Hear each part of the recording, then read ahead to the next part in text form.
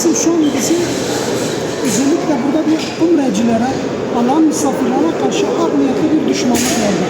Çünkü saat biz 4'te burada 3.40'da inmemiz gerekirken 4'te indik. Şu an saat tam 5'e 51 geçiyor. 1 saat 51 dakikadır hala daha valizlerimiz geliyor. Yani normal şartlarda 1 saat 51 dakikada bir valizin 2 saatte bu kadar kalması mümkün yoktu. Bakın dışarıda yüzlerce insan dışarıda bekliyor. Burada bu kadar umrecilerimiz bekliyor. Tam 2 saat net saat olarak burada insanlar mağdur oldu. Ve bu işin sorumlusu Havaş'tır. Havaş burada 1-2 tane hammal tutarak yani bu kadar insanları mağdur etmesine sebebiyet vermiştir. Onun için buradaki şu an bütün yetkililere şikayete bulunmamız gereken yapılmasını istiyoruz. Evet. Yani 2 saatten fazla olduğu için gecenin yarısında millet burada bavulların yanında yatıyor.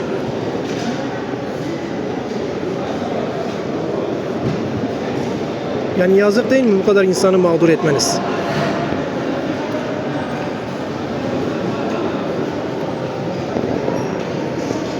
Saat 3.45'te uçağımız indi. Yaklaşık 2 saattir burada bavul bekleniliyor ve bir yetkili yok. Hepsi birbirine aktarıyor ve bu şekilde halkı mağdur ediyorlar. Şu bekleme salonunda yaklaşık bir sürü insan bekliyor. Şu anda hiçbir tane yetkiliyi bulamıyoruz havalimanında. Havaş yetkilisini bulamıyoruz.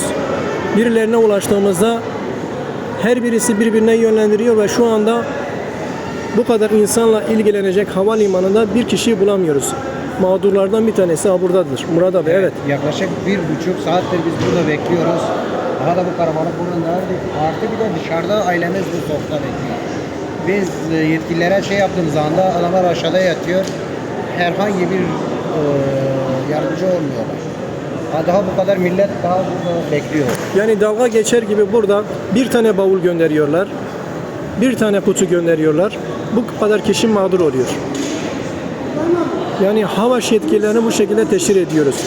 İniş saatimiz 3.45, şu anda saat 5.30. Yani 2 saatten fazla oldu burada bekliyoruz ve dışarıda soğukta mağdurların aileleri burada bekliyor.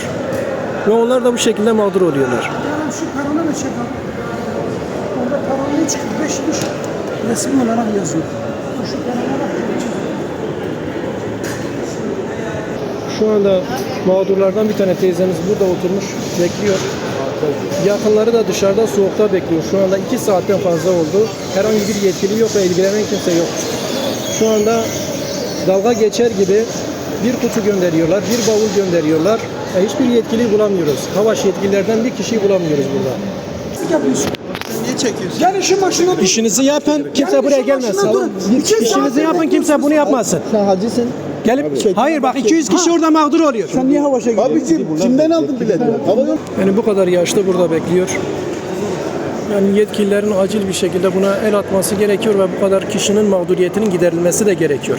Bu kadar kişinin hakkına giriyorsunuz. İnsanlar hep perişan olmuş. Nedir yani bu? Yaşlısı var, şey var.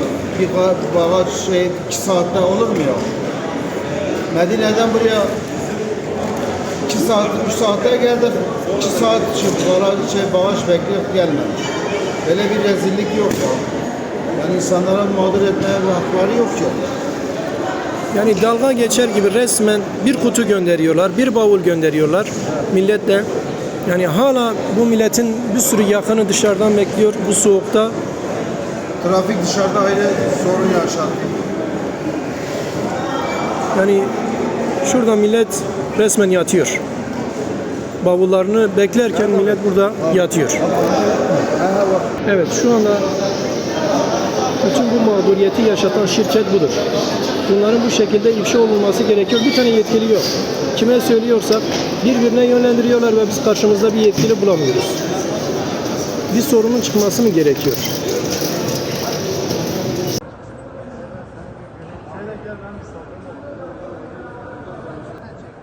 CİMER'e şikayet edelim.